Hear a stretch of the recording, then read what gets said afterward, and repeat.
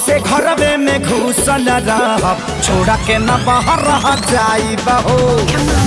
से घरवे में घुसल रहब छोड़ के न बाहर रह जाई बहो।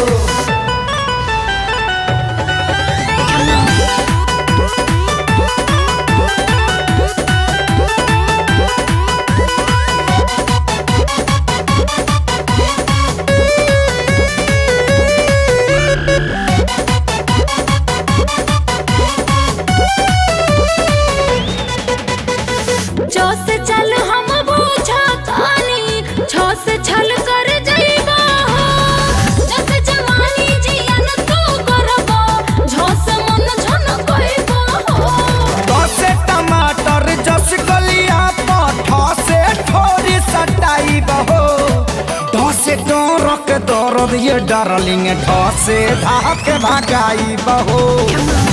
से घरवे में घुसल रहब छोड़ के न बाहर जाई बहो।